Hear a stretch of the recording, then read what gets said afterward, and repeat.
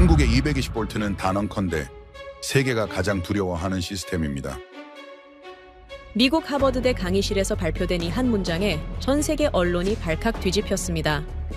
미국은 2조 달러, 일본은 50년째 통일 실패, 독일은 검토조차 포기. 작은 나라가 그걸 해냈다고? 말도 안 되는 소리입니다. 한 유럽 에너지 장관이 코웃음 쳤죠. 하지만 단 32년, 7번의 정권 교체에도 멈추지 않은 한국의 전환이 세계 효율 지도를 완전히 바꿔놨는데요. 전압이 아니라 철학, 전력선이 아니라 신뢰의 선을 깔았던 나라, 강대국이 포기한 길을 가난한 나라가 끝까지 걸어간 유일한 발걸음. 도대체 그들은 뭘 믿고 미래를 계산했던 걸까요? 지금부터 그 놀라운 현장 속으로 들어가 보시죠. 미국에서 날아온 충격적인 이야기. 바로 시작합니다. 그리고 지금 어디에서 시청하고 계신지 댓글로 남겨주세요. 여러분의 이야기도 듣고 싶습니다. 그 전에 잠깐 1초 만에 누를 수 있는 좋아요 버튼을 꾹 눌러주시면 영상 제작에 큰 힘이 됩니다. 그럼 바로 사연 시작하겠습니다. 일본은 질서의 나라라고 배웠습니다. 미국은 자유의 나라였죠. 한국은요? 빠른 추격자 정도였어요. 그런데 그날 모든 게 뒤집혔습니다. 안녕하세요. 제 이름은 제시카 메디슨입니다. 하버드에서 배운 국제정치 공식은 간단했어요. 힘 더하기 돈 더하기 외교, 이게 전부였죠. 그런데 말입니다. 하트먼 교수님이 보여준 영상 하나가 그 공식을 산산조각 냈습니다. 도로 위 맥주병, 모여든 학생들, 빗자루와 쓰레받기, 15분 만에 청소 끝. 외국에선 약탈이 일어나는 상황인데 한국에선 질서가 작동하고 있었어요. 처음엔 문화 차이라고 생각했습니다. 하지만 아니었습니다. 그 답은 50년 전에 있었어요. 그날 강의는 평소와 달랐습니다. 하트먼 교수님이 단상에 오르시며 첫 마디를 꺼내셨는데 오늘은 정리가 아니라 재구성이라고 하셨어요. 국제정치의 권력 지도를 새롭게 배열하는 시간이 될 거라는 말씀이었습니다. 솔직히 말하면 반쯤 듣고 있었어요. 노트북 열어놓고 다른 과제 생각하고 있었는데 교수님이 화면 하나를 띄우셨습니다. 한국 포항이라는 도시의 도로였어요. 맥주를 싣고 가던 트럭이 좌회전하다가 그만 짐칸의 술병들을 도로 위로 쏟아냈습니다. 병들이 와르르 쏟아지며 일부는 깨졌고 맥주와 거품이 흘러나오며 도로가 엉망이 됐어요. 수백 개의 유리 조각이 아스팔트 위에 널브러졌으며 위험한 상황이 연출됐습니다. 이런 사고는 어디서나 있을 법한 일이에요. 미국에서도 봤고 유럽에서도 뉴스로 나오는 장면이었습니다. 그런데 그 다음이 달랐어요. 화면 속에서 한 무리의 고등학생들이 사고 현장으로 다가왔습니다. 교복을 입은 학생들이었는데 운전자와 인사를 나누거나 대화를 시작하지 않았어요. 그냥 바로 청소를 시작했습니다. 비가 내리는 오후였어요. 도로 한가운데서 깨진 유리병 조각들 때문에 몹시 위험한 상황인데도 말입니다. 학생들은 조심히 천천히 걸어다니며 아무 말 없이 묵묵히 청소를 했어요.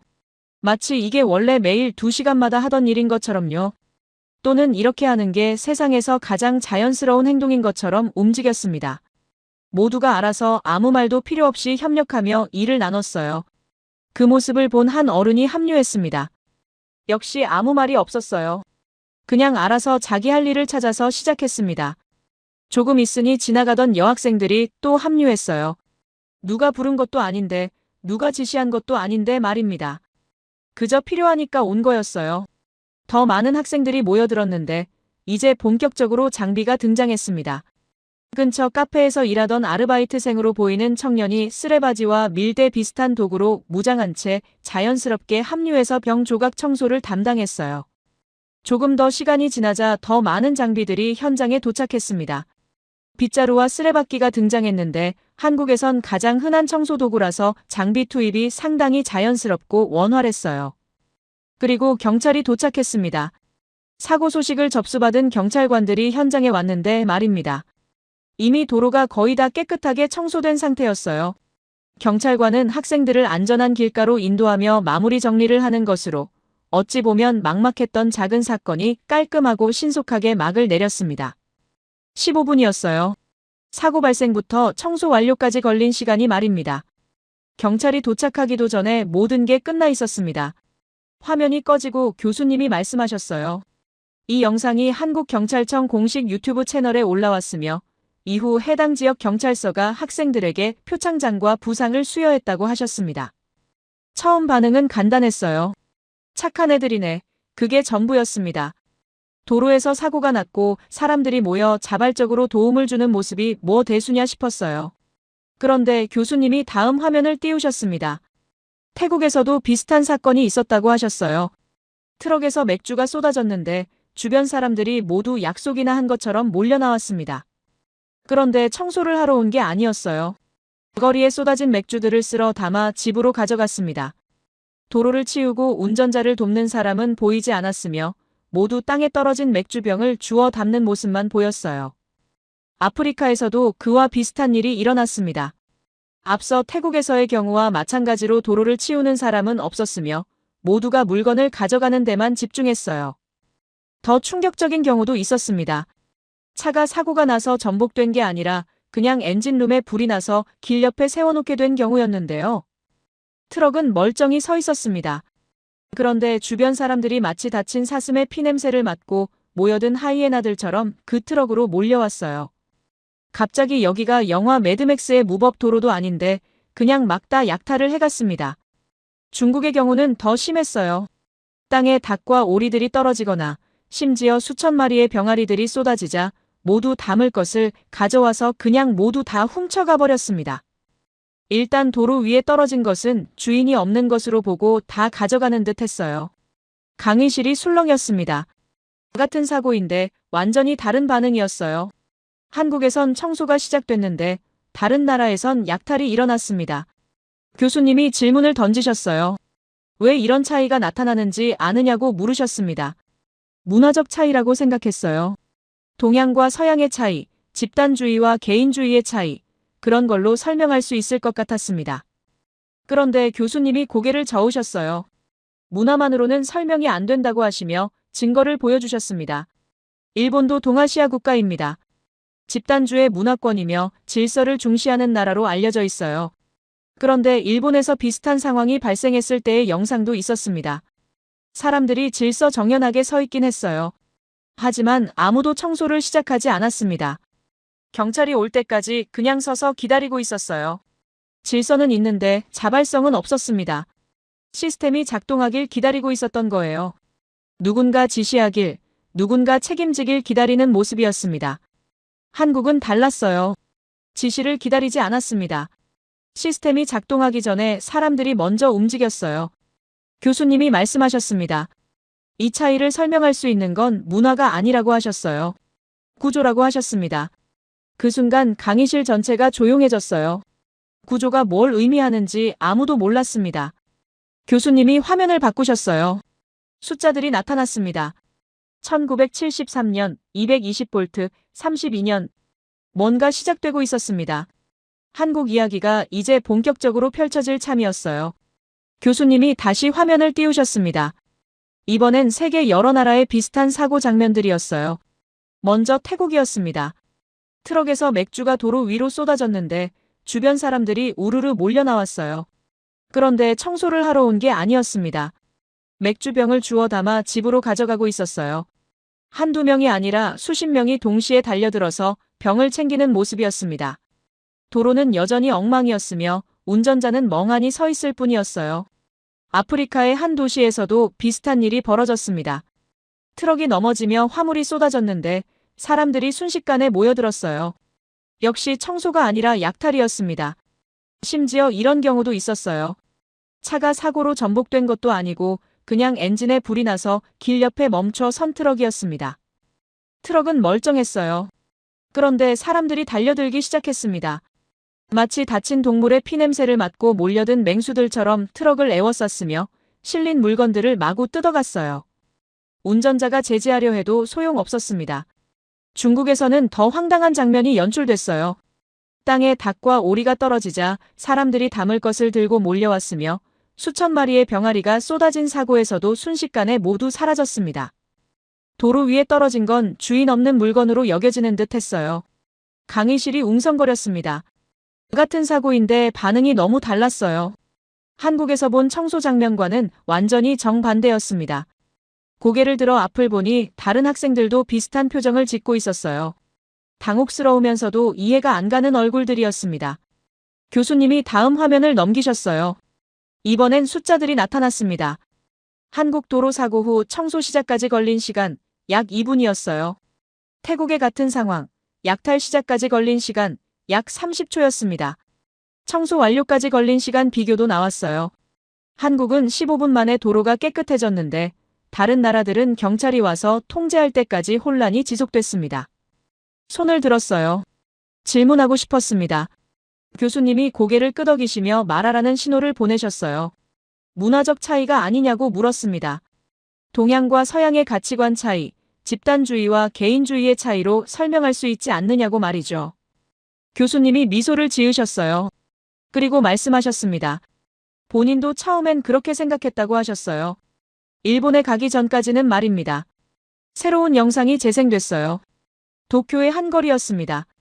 비슷한 사고가 발생했는데 트럭에서 짐이 쏟아진 상황이었어요. 사람들이 멈춰 섰습니다. 질서정연하게 줄을 서서 기다리고 있었어요. 누구 하나 물건을 가져가려 하지 않았으며 약탈은 당연히 없었습니다. 그런데 청소도 시작되지 않았어요. 모두가 그냥 서서 기다리고 있었습니다. 무엇을 기다리는 걸까요? 경찰이었습니다. 경찰이 도착할 때까지 아무도 움직이지 않았어요. 누군가 지시할 때까지, 누군가 책임질 사람이 나타날 때까지 기다리는 모습이었습니다. 질서는 완벽했습니다. 하지만 자발성은 없었어요. 시스템이 작동하길 기다리고 있었던 겁니다. 시민이 먼저 움직이는 게 아니라 시스템이 시민을 움직이는 구조였어요. 일본도 동아시아 국가입니다. 집단주의 문화권이며 오히려 한국보다 더 질서를 강조하는 나라로 알려져 있어요.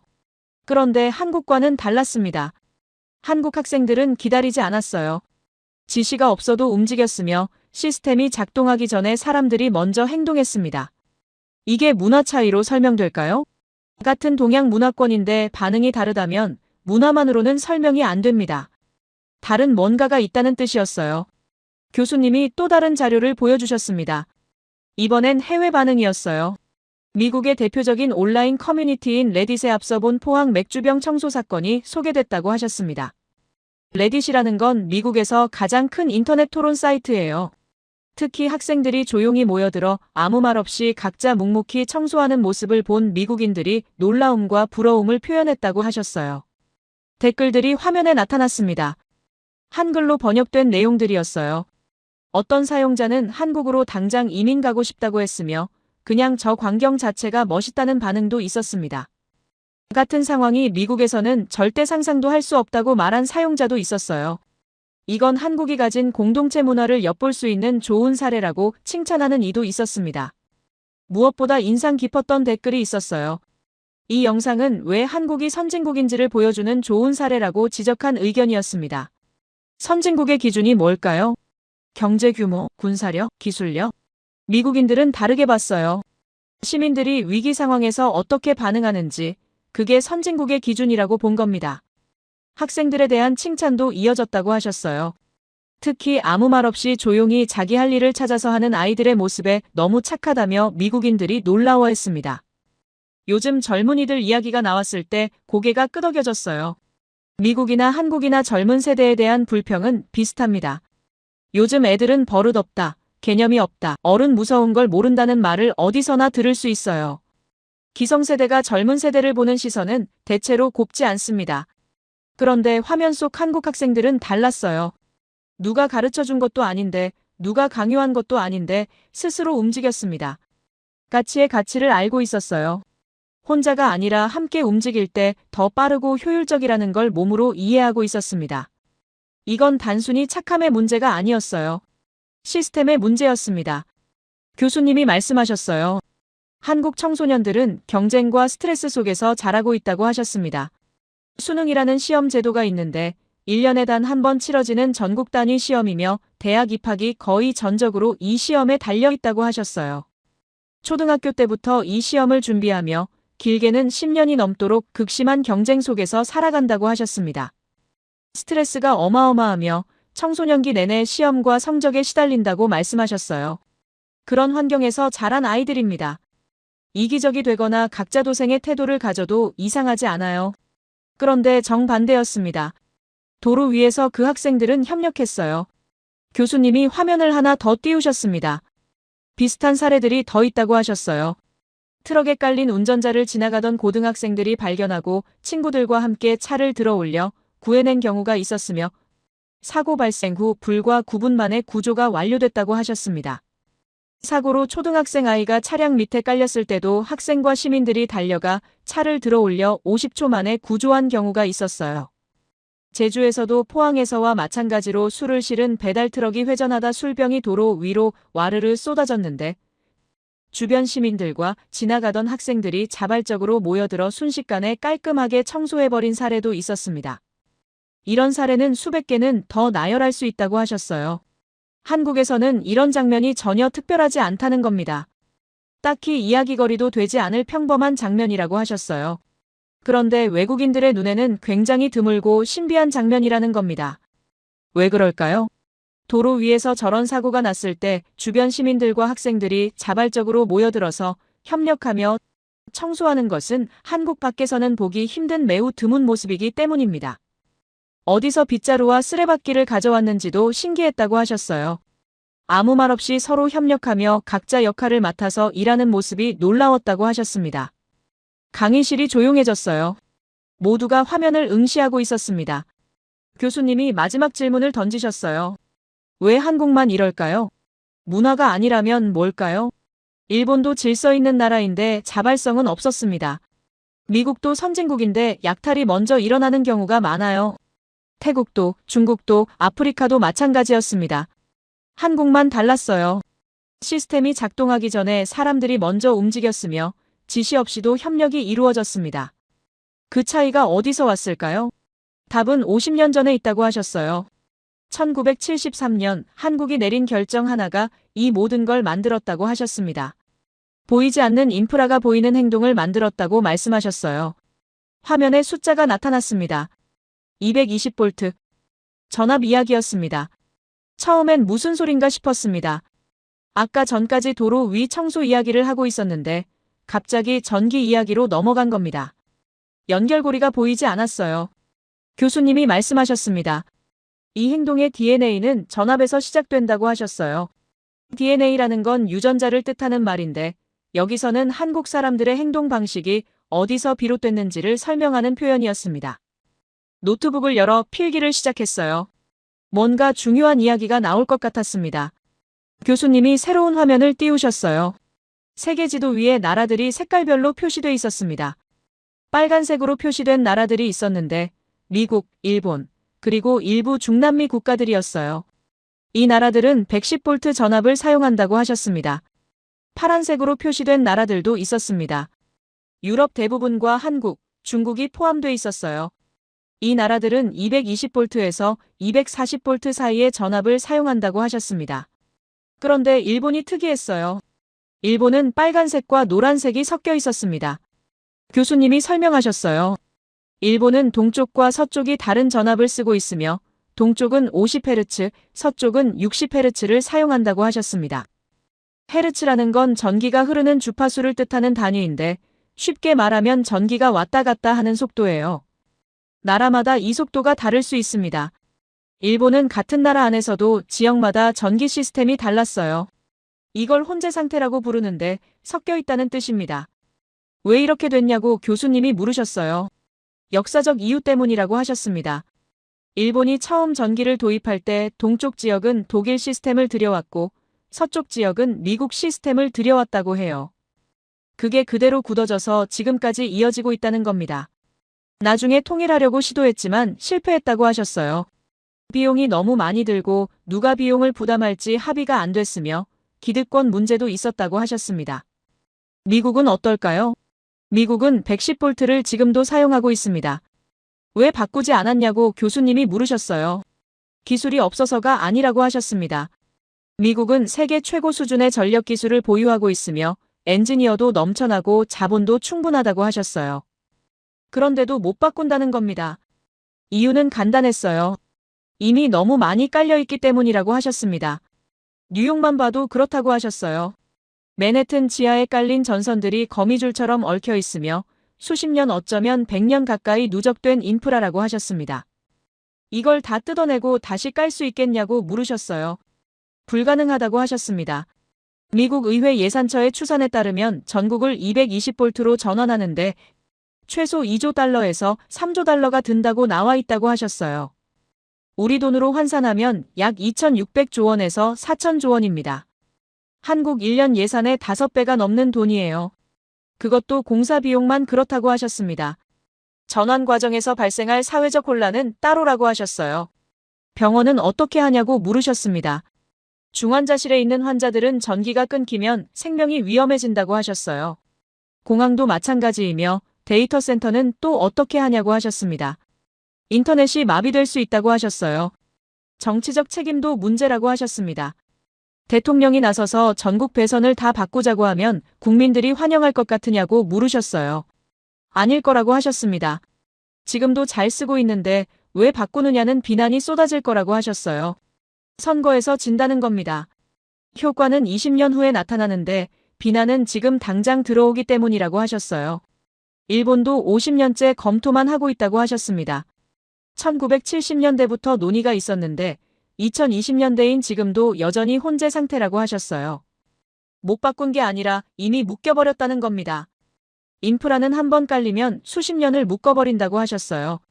그런데 한국은 바꿨습니다. 화면이 바뀌었어요. 1973년이라는 숫자가 나타났습니다. 한국이 220볼트 전환을 결정한 해라고 하셨어요.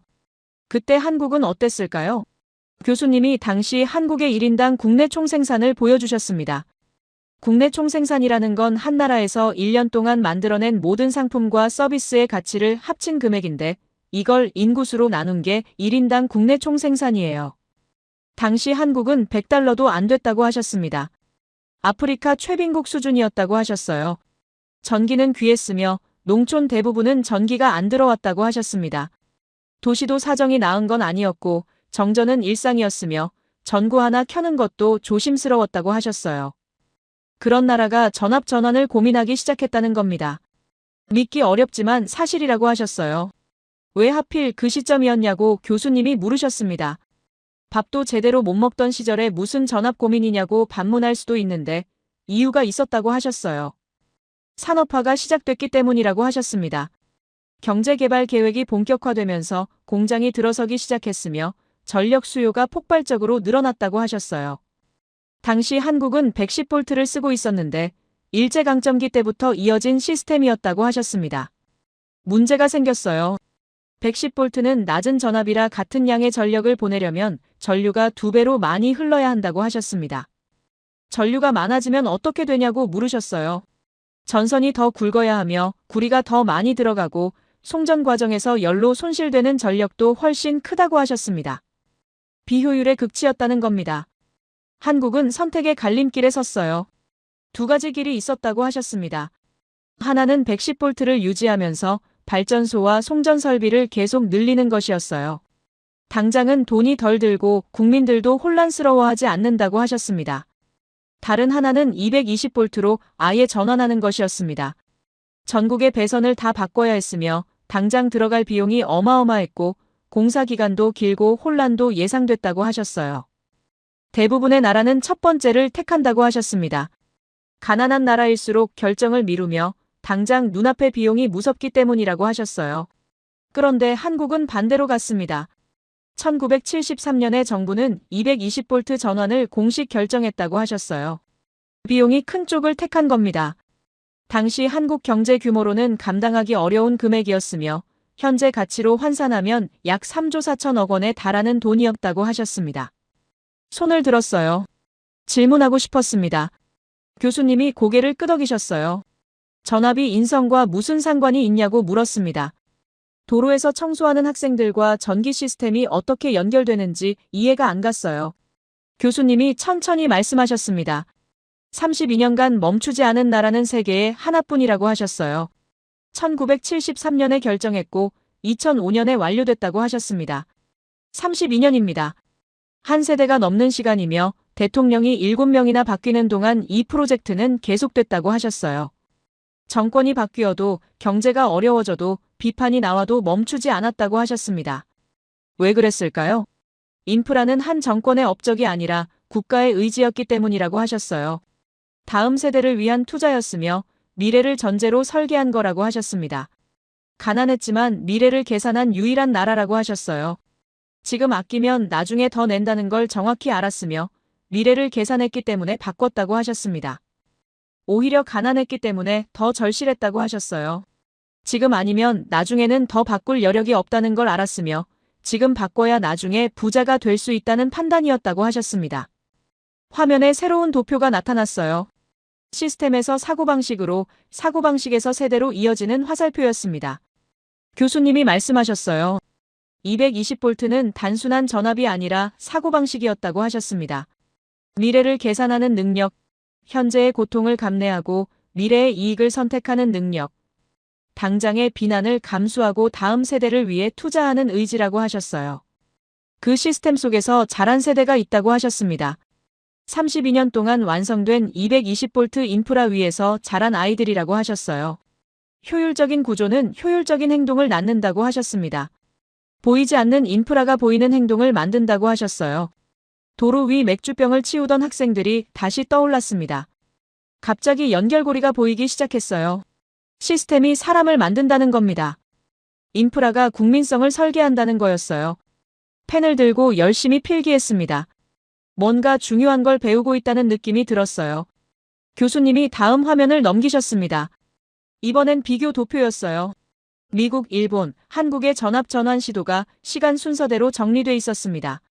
미국은 1960년대에 처음 검토했다고 나와 있었어요.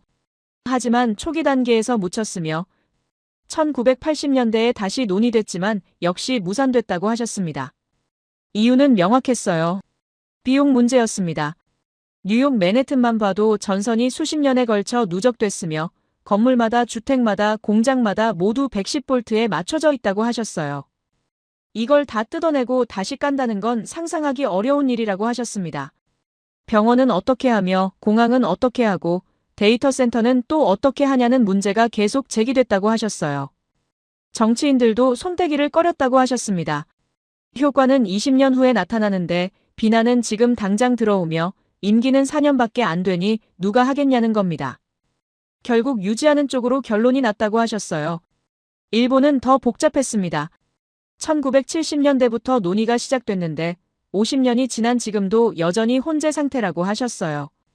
동쪽과 서쪽의 전력회사들이 각자 자기 방식대로 수십 년간 운영해왔으며 통일하려면 누군가는 손해를 봐야 한다고 하셨습니다. 합의가 안 됐어요. 누가 비용을 부담할지, 어느 시스템으로 통일할지, 기득권을 어떻게 조정할지 결론이 나지 않았다고 하셨습니다. 국민들도 크게 불편을 느끼지 않았다고 하셨어요. 지금도 전기는 잘 들어오며 가전제품도 잘 작동하고 공장도 잘 돌아가니 굳이 바꿀 필요가 없다는 여론이 강했다고 하셨습니다. 그런데 한국은 달랐습니다.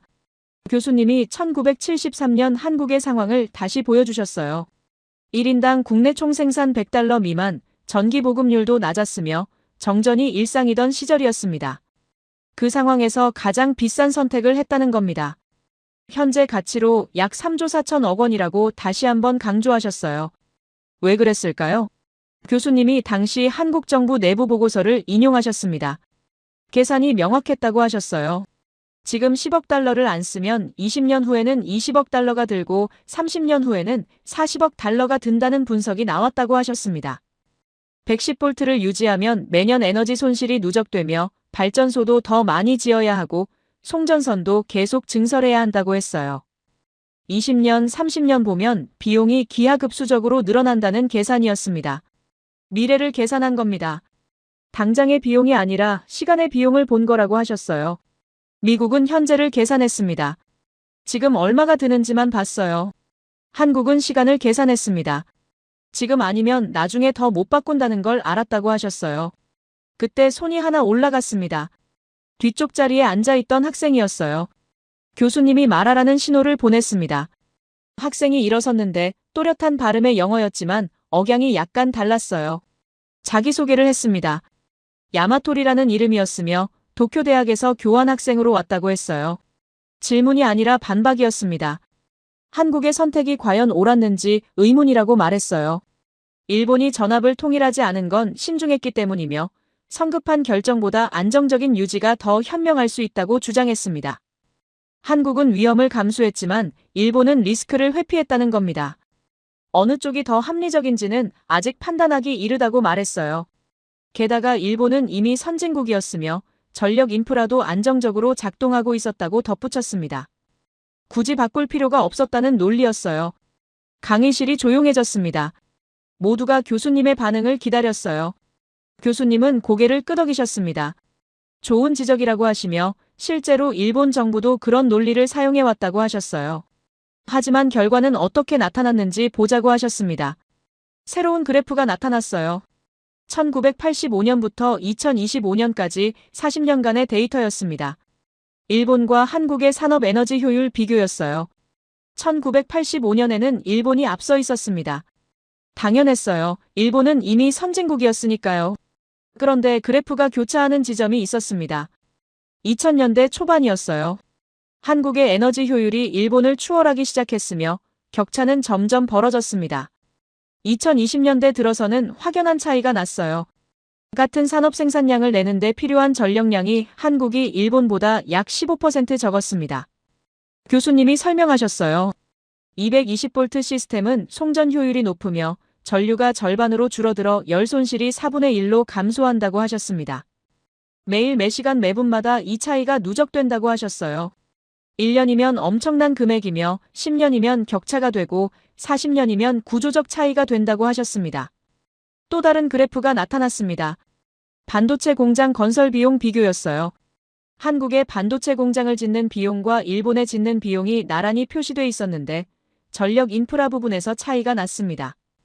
한국은 220V 인프라가 이미 깔려 있어서 추가 설비 비용이 적었지만 일본은 고전력 설비를 위한 추가 투자가 필요했다고 하셨어요. 약 10%에서 15% 정도 비용 차이가 난다고 하셨습니다. 야마토리의 얼굴이 굳어졌어요. 자리에 앉았지만 표정이 편하지 않았습니다. 교수님은 멈추지 않으셨어요. 더 구체적인 사례를 보여주셨습니다. 데이터 센터 운영 효율 비교였어요. 같은 규모의 데이터 센터를 운영하는 데 드는 전력 비용이 나라별로 달랐습니다. 한국이 가장 낮았으며 일본은 중간, 미국은 높았어요. 전압 시스템의 차이가 운영 비용에 직접 영향을 미친다는 증거였습니다. 인공지능 시대가 오면서 이 차이는 더 벌어질 거라고 하셨어요. 데이터 센터가 폭발적으로 늘어나고 있으며 전력 소비가 급증하고 있다고 하셨습니다. 고전력 시대에는 인프라 효율이 곧 국가 경쟁력이라고 하셨어요. 교수님이 야마토리를 바라보셨습니다. 신중함과 안정이 항상 옳은 건 아니라고 말씀하셨어요. 때로는 과감한 결단이 필요하며 미래를 위해 현재를 희생하는 용기가 필요하다고 하셨습니다. 일본은 신중했지만 기회를 놓쳤고 한국은 과감했고 미래를 얻었다고 하셨어요. 32년이 걸렸지만 끝까지 해냈다는 사실이 중요하다고 하셨습니다. 시작은 쉬운데 지속이 어렵다고 하셨어요. 대통령이 7번 바뀌는 동안 한 번도 멈추지 않았으며 경제 위기가 와도 중단하지 않았고 반대 여론이 있어도 방향을 바꾸지 않았다고 하셨습니다. 이게 국가의 의지라고 하셨어요. 교수님의 목소리가 높아졌습니다. 이게 추격자와 설계자의 차이라고 하셨어요. 추격자는 남의 길을 따라갑니다. 선진국이 하는 대로 하며 검증된 방식을 택해요. 설계자는 자기 길을 만듭니다. 미래를 예측하고 구조를 설계하며 위험을 감수해요. 한국은 추격자가 아니었다고 하셨습니다. 1973년에 220V를 선택한 순간 한국은 설계자가 됐다고 하셨어요. 미국이 못한 걸 했고 일본이 못한 걸 해냈으며 세계가 주목하지 않던 선택을 끝까지 밀고 나갔다고 하셨습니다. 선진국이 못한 걸 개발도상국이 해낸 거라고 하셨어요. 야마토리는 고개를 숙이고 있었습니다. 더 이상 반박하지 않았어요. 다른 학생들은 숨죽이고 듣고 있었습니다. 교수님이 마지막 슬라이드를 띄우셨어요. 문장 하나가 크게 적혀 있었습니다. 인프라는 선택이 아니라 철학이다. 한 번 깔린 인프라는 수십 년을 묶으며 그 기간 동안 국가의 모든 결정이 거기에 맞춰진다고 하셨어요. 미국과 일본은 110V에 묶였습니다. 바꾸고 싶어도 못 바꾸는 상태가 됐어요. 한국은 220볼트를 선택했습니다. 자유를 얻은 겁니다. 확장이 쉽고 효율이 높으며 미래 산업에 대응할 수 있는 구조를 갖췄다고 하셨어요. 그리고 그 구조 위에서 세대가 자랐다고 하셨습니다. 노트북을 닫았어요. 더 이상 필기가 필요 없었습니다. 완전히 몰입하고 있었어요. 교수님이 새로운 자료를 펼쳐 보이셨습니다. 32년의 기록이었어요. 1973년부터 2005년까지 한국이 220V 전원을 완료하기까지 걸린 시간이 화면에 나타났습니다. 단순히 숫자만 있는 게 아니었어요. 그 옆에 연도별로 일어난 사건들이 함께 표시돼 있었습니다. 1974년 오일 쇼크가 터졌어요. 석유 가격이 폭등하며 전 세계 경제가 흔들렸는데 한국도 예외가 아니었습니다. 그런데 프로젝트는 멈추지 않았어요. 오히려 더 절실해졌다고 하셨습니다. 에너지 효율이 중요해진 시기였으며 220V 전원의 필요성이 더욱 명확해졌다고 하셨어요. 1980년 대통령이 바뀌었습니다. 새로운 정권이 들어섰어요. 보통 이럴 때 프로젝트가 중단되거나 축소된다고 하셨습니다. 전 정권의 사업을 계속하는 건 정치적으로 부담이며 새로운 걸 시작하고 싶어 하는 게 인간의 본성이라고 하셨어요. 그런데 한국은 달랐습니다. 프로젝트는 계속됐어요. 1988년 또 대통령이 바뀌었습니다. 프로젝트는 여전히 진행 중이었어요. 1993년 세 번째 대통령 교체였습니다. 1998년 네 번째 교체, 이때는 외환위기가 터진 해였어요. 국가부도 위기였습니다. 국제통화기금에 구제금융을 신청해야 했으며 모든 국가 사업이 재검토 대상이 됐다고 하셨어요. 이때 프로젝트를 중단할 명분은 충분했습니다. 경제가 무너지는 상황에서 전압전원에 돈을 쓸 여유가 어디 있느냐는 목소리가 나왔다고 하셨어요. 일리 있는 지적이었습니다. 당장 먹고 살기도 힘든데 전선을 바꾸자는 게 말이 되느냐는 거였어요. 그런데 멈추지 않았습니다. 속도는 늦춰졌지만 방향은 바뀌지 않았다고 하셨어요. 2003년 다섯 번째 대통령이었습니다. 2008년 여섯 번째 교체가 있었어요. 그리고 2005년 드디어 완료됐습니다. 일곱 번째 대통령 임기 중이었어요. 화면을 보며 숨이 멎는 것 같았습니다.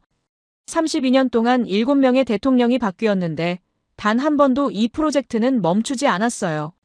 교수님이 말씀하셨습니다. 시작은 쉽다고 하셨어요. 결단을 내리고 예산을 편성하고 착수하는 건 한 정권이면 충분하다고 하셨습니다. 그런데 지속이 어렵다고 하셨어요. 매년 예산이 들어가고 국민 불편이 계속되며 당장 눈에 보이는 성과가 없다고 하셨습니다. 다음 정권으로 넘어갈 때마다 계속할 것인지 물어야 한다고 하셨어요. 32년 동안 매번 그 질문을 받았을 겁니다. 계속할 것인가? 중단할 것인가? 그리고 매번 같은 답을 했어요. 계속한다. 왜 그랬을까요? 교수님이 잠시 말을 멈추셨습니다. 강의실이 조용해졌어요. 모두가 다음 말을 기다렸습니다.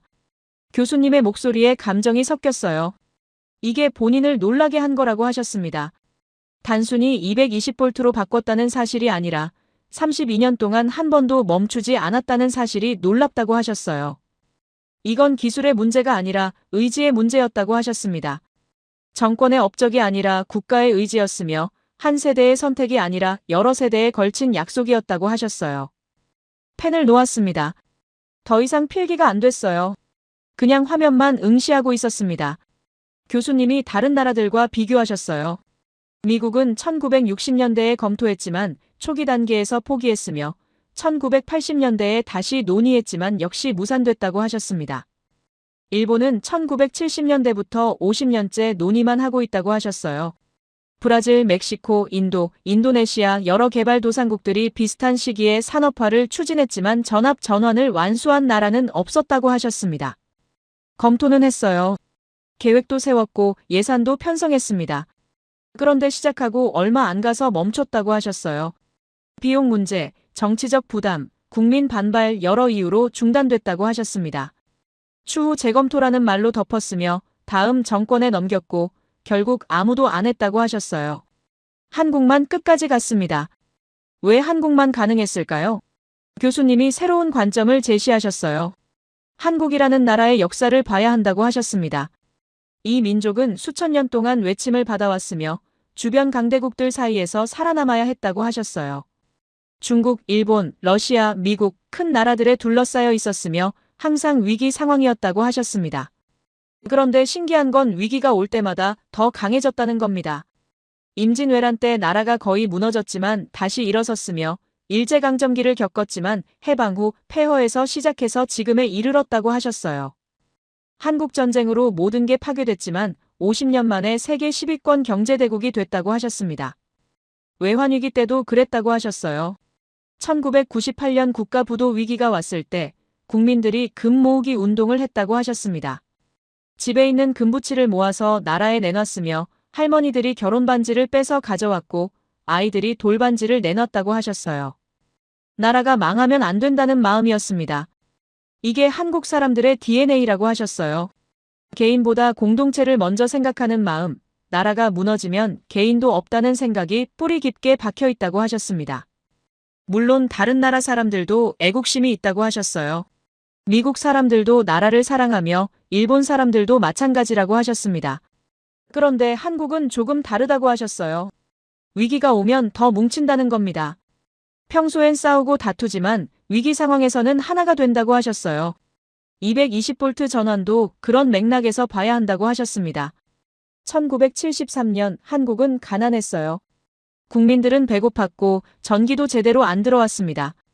그런데 결정을 내렸어요. 지금 고생해도 다음 세대는 편하게 살아야 한다는 생각이었습니다. 조상들의 정신이 거기 있었다고 하셨어요. 우리가 고생하더라도 후손들은 나아야 한다는 마음, 이게 한국 사람들의 뿌리라고 하셨습니다. 32년 동안 포기하지 않은 이유도 거기 있었다고 하셨어요. 시작했으면 끝을 봐야 한다는 것, 중간에 그만두면 지금까지 투자한 게 다 물거품이 된다는 것, 다음 세대한테 미안하다는 것, 이런 생각들이 32년을 버티게 만들었다고 하셨습니다. 교수님이 말씀하셨어요. 세계가 두려워하는 게 바로 이거라고 하셨습니다. 한국의 기술력도 대단하고 경제력도 무시 못하지만 가장 무서운 건 지속성이라고 하셨어요. 시작하면 끝을 보는 민족성, 위기가 오면 더 강해지는 특성, 이게 세계가 주목하는 한국의 힘이라고 하셨습니다. 화면이 바뀌었어요. 이번엔 숫자들이 나타났습니다. 220V 전환으로 인한 에너지 절감 효과였어요. 연간 약 60TWh의 전력을 절약한다고 나와 있었습니다. 테라와트시라는 건 전력량의 단위인데 엄청나게 큰 숫자예요. 이걸 발전소로 환산하면 대형 원자력 발전소 6기 분량이라고 하셨습니다. 매년 그만큼을 아끼는 거라고 하셨어요. 30년 누적하면 얼마나 될까요? 1800TWh입니다. 금액으로 환산하면 수십조 원이라고 하셨어요. 1973년에 투자한 3조 4천억 원, 30년 만에 회수하고도 남는다는 계산이었습니다. 그런데 이건 시작에 불과하다고 하셨어요. 진짜 효과는 산업 경쟁력에서 나타난다고 하셨습니다. 새로운 그래프가 나타났어요. 반도체 산업 성장률이었습니다. 한국이 1980년대부터 반도체에 본격 투자하기 시작했는데 성장 속도가 다른 나라들보다 빨랐다고 하셨어요. 왜 그랬을까요? 220V 인프라가 있었기 때문이라고 하셨습니다. 반도체 공장은 전력을 엄청나게 쓴다고 하셨어요. 삼성 화성 공장 하나가 연간 약 2TWh를 소비하며 소도시 하나가 쓰는 전력량이라고 하셨습니다. 이런 공장을 110V 시스템에 지으면 비용이 2배로 뛴다고 하셨어요. 전력 공급 설비만 해도 추가 투자가 엄청나게 들어간다고 하셨습니다. 한국은 준비돼 있었어요. 220V 인프라가 이미 깔려 있었으니까요. 공장을 짓는 비용이 적게 들었으며 운영 효율도 높았고 확장도 쉬웠다고 하셨습니다. 조선산업도 마찬가지였다고 하셨어요. 대형 선박을 만드는 데는 엄청난 전력이 필요하며 용접, 절단, 도장, 모든 공정에서 고전력 장비가 쓰인다고 하셨습니다. 한국 조선소들이 세계 1위를 차지할 수 있었던 이유 중 하나가 전력 인프라였다고 하셨어요. 배터리 산업, 디스플레이 산업, 철강 산업, 모두 고전력 산업입니다. 한국이 이 분야에서 강한 이유가 우연이 아니라고 하셨어요. 50년 전에 깔아놓은 인프라가 오늘날의 경쟁력을 만들었다고 하셨습니다. 인프라는 조용히 격차를 만든다고 하셨어요. 겉으로는 안 보이지만 매일 작동하며 눈에 띄지 않지만 모든 걸 받쳐주고 있다고 하셨습니다. 그런데 인프라가 만드는 건 산업만이 아니라고 하셨어요. 교수님이 화면을 바꾸셨습니다. 아까 봤던 영상이 다시 나타났어요. 포항 도로 위의 맥주병 청소 장면이었습니다. 학생들이 조용히 다가와서 빗자루를 들고 아무 말 없이 청소를 시작하는 모습이 다시 재생됐어요. 교수님이 말씀하셨습니다. 저 아이들은 220V 시스템 속에서 자랐다고 하셨어요. 효율적인 전력망이 깔린 나라에서 태어났으며 안정적인 전기 공급을 당연하게 여기며 자랐고 정전을 한 번도 경험하지 않은 세대라고 하셨습니다. 시스템이 제대로 작동하는 환경에서 자란 아이들이라는 겁니다. 그 시스템은 보이지 않았어요. 전선은 땅 밑에, 벽 안에, 천장 위에 숨어 있습니다. 그런데 매일 작동하고 있었어요.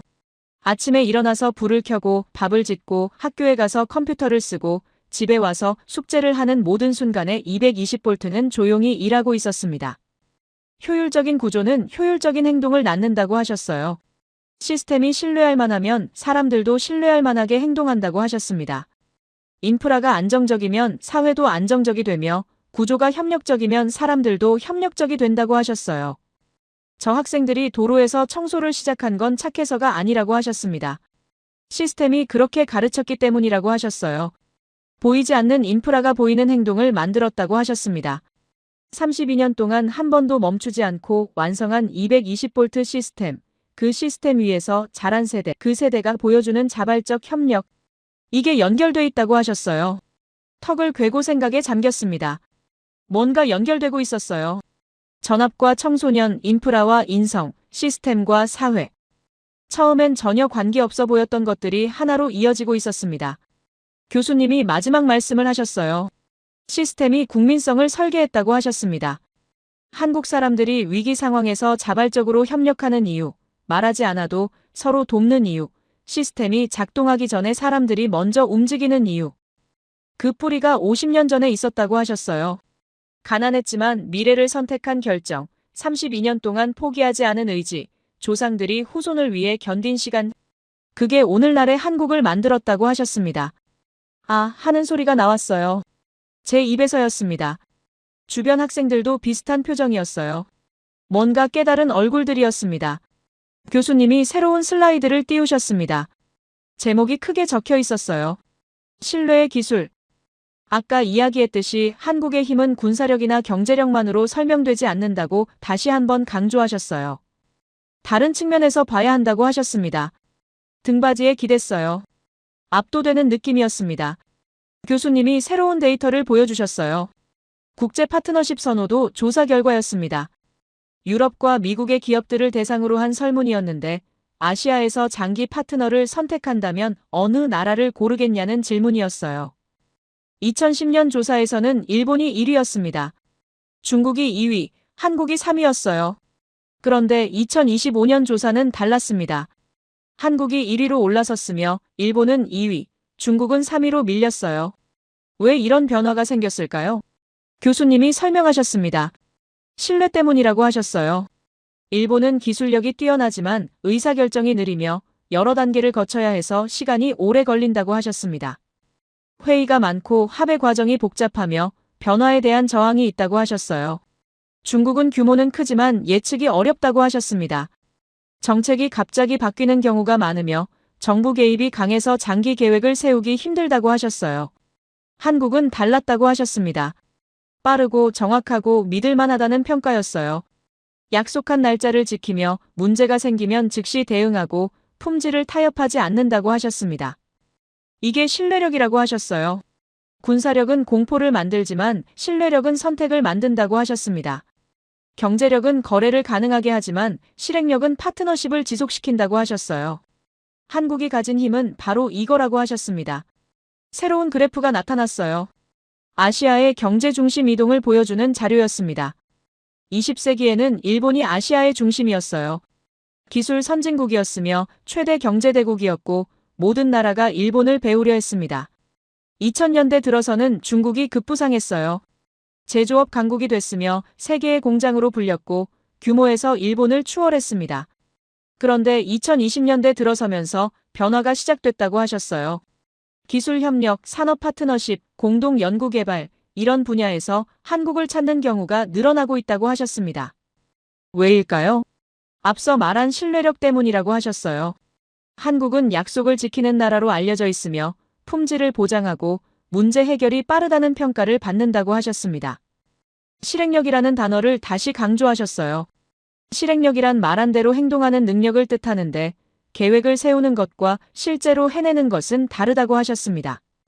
많은 나라가 좋은 계획을 세웁니다. 발표도 멋지게 하고 약속도 그럴듯하게 해요. 그런데 실행이 안 되는 경우가 많다고 하셨습니다. 예산이 부족하다, 기술이 없다, 시간이 모자란다, 여러 핑계가 나온다고 하셨어요. 한국은 다르다고 하셨습니다. 말했으면 한다는 겁니다. 아까 이야기했듯이 220V 전원이 그 증거라고 하셨어요. 32년 동안 한 번도 멈추지 않고 완수한 나라라고 다시 한번 언급하셨습니다. 이게 한국의 브랜드가 됐다고 하셨어요. 신뢰할 수 있는 파트너, 실행하는 나라, 이게 한국의 이미지라고 하셨습니다. 교수님이 구체적인 사례를 들어주셨어요. 사우디아라비아가 원자력 발전소를 짓기로 결정했을 때 여러 나라가 입찰에 참여했다고 하셨습니다. 프랑스, 미국, 러시아, 중국, 한국이 경쟁했어요. 기술력으로만 보면 프랑스나 미국이 앞서 있었습니다. 가격으로만 보면 중국이 유리했어요. 그런데 한국이 선택됐습니다. 왜일까요? 신뢰 때문이라고 하셨어요. 한국은 아랍에미리트에서 원전을 지은 경험이 있었으며 약속한 기간 내에 완공했고 예산도 지켰다고 하셨습니다. 말한 대로 했다는 겁니다. 사우디는 기술력보다 신뢰를 선택했다고 하셨어요. 폴란드가 방산 무기를 구매하기로 했을 때도 비슷했다고 하셨습니다. 독일, 미국, 한국이 경쟁했는데 한국이 선택됐어요.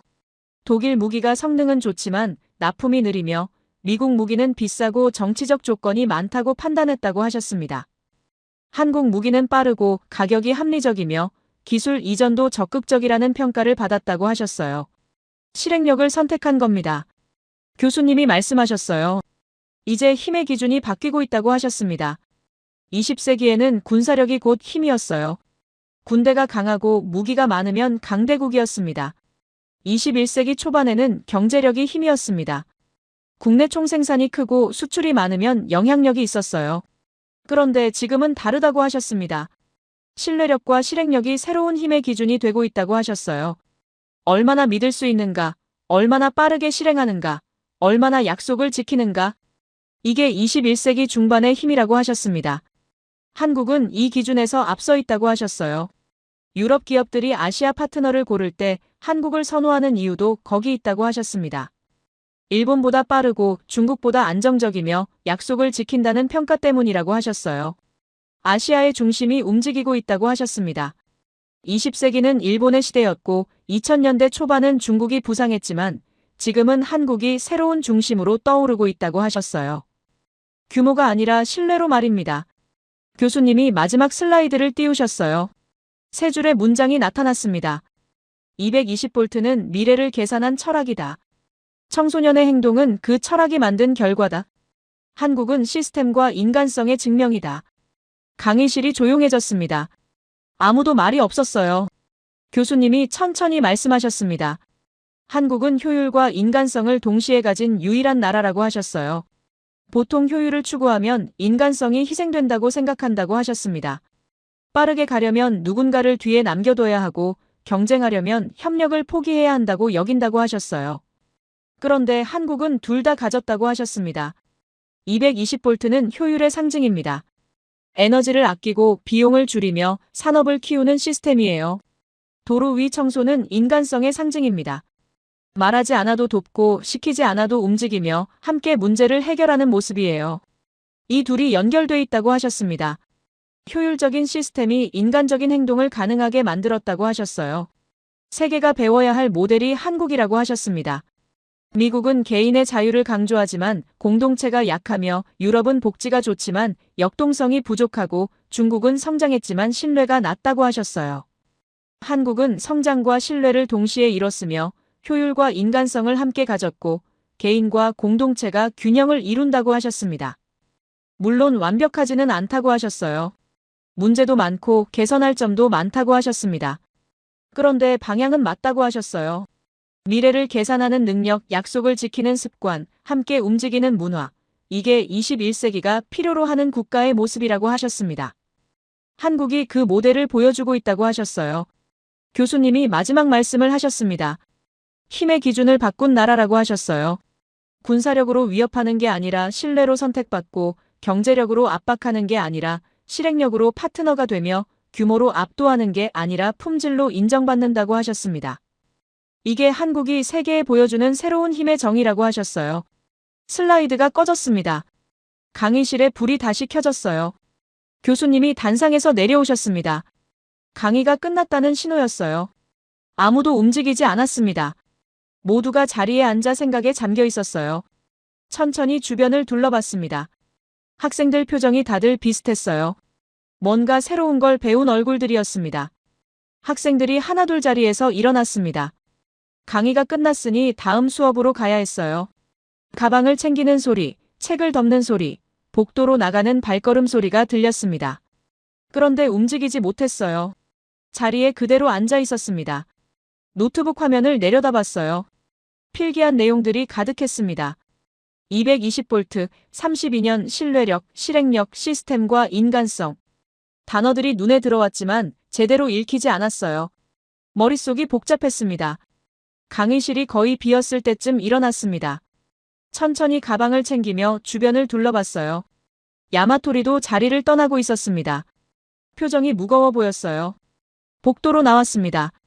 사람들이 바쁘게 오가고 있었지만 발걸음이 느려졌어요. 창문 너머로 하버드 야드가 보였습니다. 석양이 지고 있었어요. 계단을 내려가 밖으로 나왔습니다. 야드 한가운데 벤치가 있었는데 그쪽으로 걸어갔어요. 앉았습니다. 가방을 옆에 내려놓고 하늘을 올려다봤어요. 주황빛 석양이 건물들 사이로 비치고 있었습니다. 한국이라는 나라를 생각했어요. 솔직히 고백하자면 오늘 아침까지만 해도 한국은 그냥 성공한 중견국 정도였습니다. 빠른 추격자, 효율적인 모방자, 열심히 하는 나라. 이 정도가 제가 생각하던 한국의 이미지였어요. 국제정치학 교과서에서 배운 대로였습니다. 군사력 더하기 경제력 더하기 외교력, 이 공식으로 나라를 평가했어요. 한국은 중간쯤에 있었습니다. 군사력은 강하지 않고 경제 규모는 크지만 최상위는 아니며 외교력은 제한적이라고 봤어요. 그게 제가 쓴 공식이었습니다. 그런데 그 공식이 틀렸어요. 완전히 철저하게 틀렸습니다.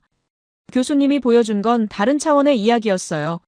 전압 하나를 바꾸는데 32년이 걸렸다는 사실.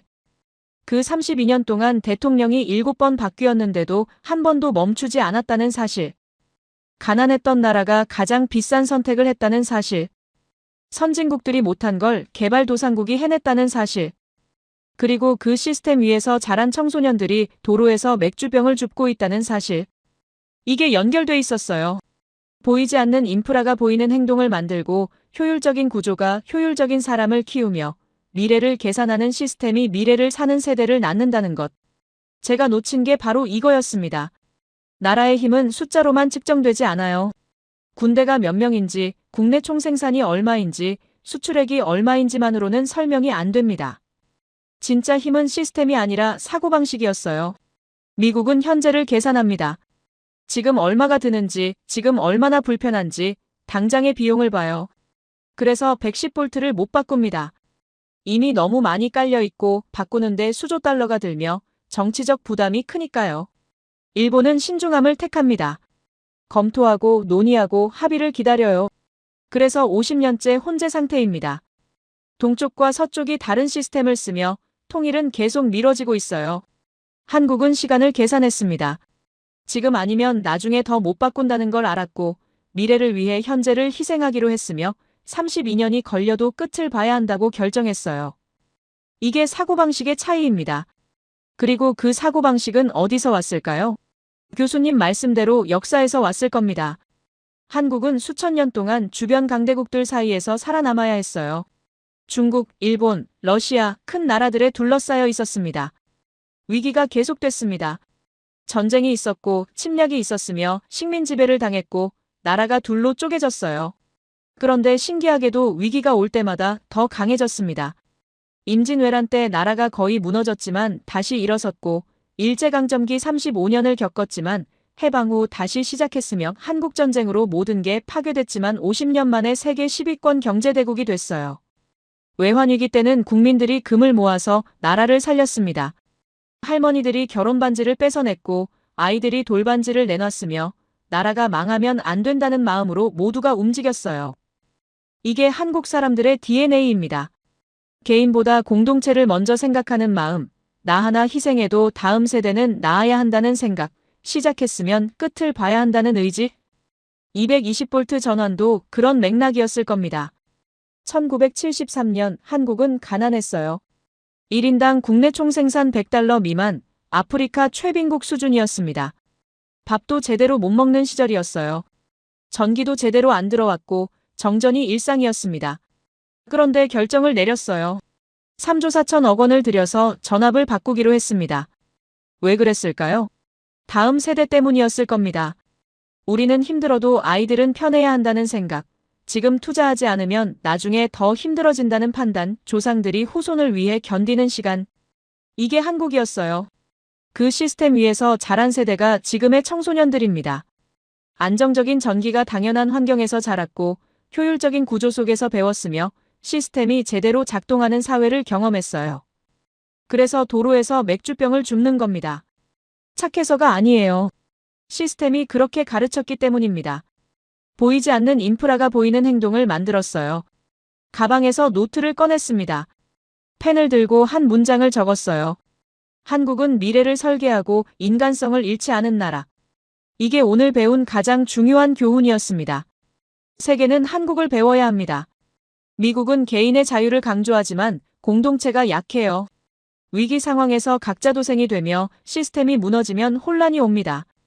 유럽은 복지가 좋지만 역동성이 부족해요. 변화를 두려워하며 새로운 시도에 소극적입니다. 중국은 빠르게 성장했지만 신뢰가 낮아요. 예측이 어렵고 약속이 지켜질지 불확실합니다. 한국은 균형을 이뤘어요.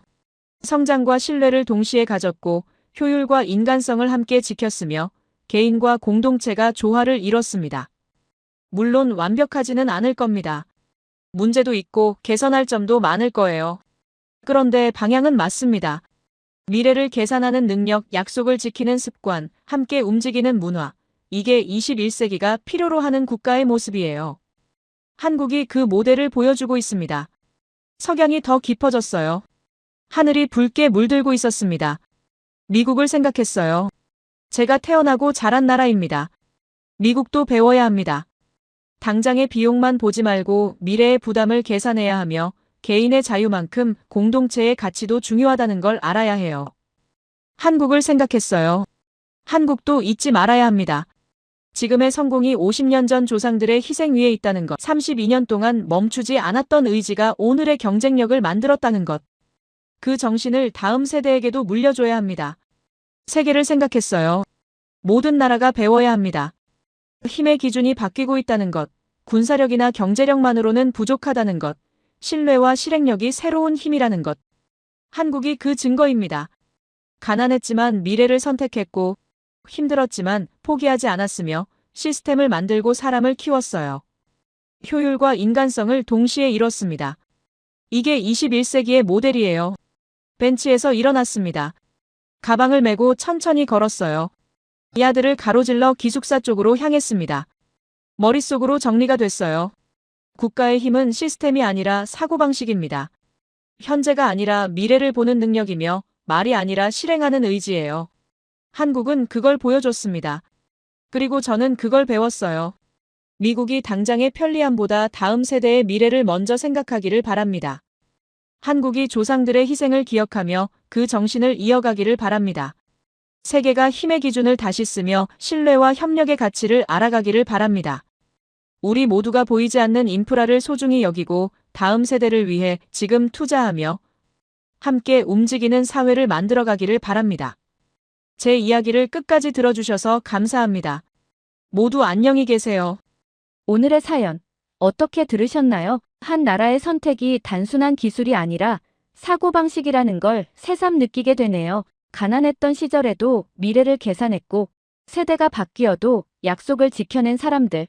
그 조용한 의지가 결국 지금의 신뢰와 품격을 만든 게 아닐까 싶습니다. 보이지 않는 전선 하나에도 철학이 깃들어 있고 그 철학이 사람들의 행동과 사회의 질서를 만들어간다는 게 참 인상적이네요.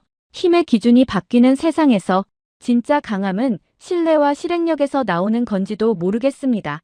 여러분은 어떻게 생각하시나요? 여러분의 생각을 아래 댓글에 남겨주세요. 그리고 감동적인 사연을 주변 사람들과 공유하고 함께 이야기 나눠보세요. 마지막으로 1초밖에 걸리지 않는 구독과 좋아요, 알림 설정은 영상 제작에 큰 힘이 됩니다. 지금까지 감동을 담아 여러분께 진심을 전하는 감동담기였습니다. 오늘 하루도 행복한 하루 보내세요.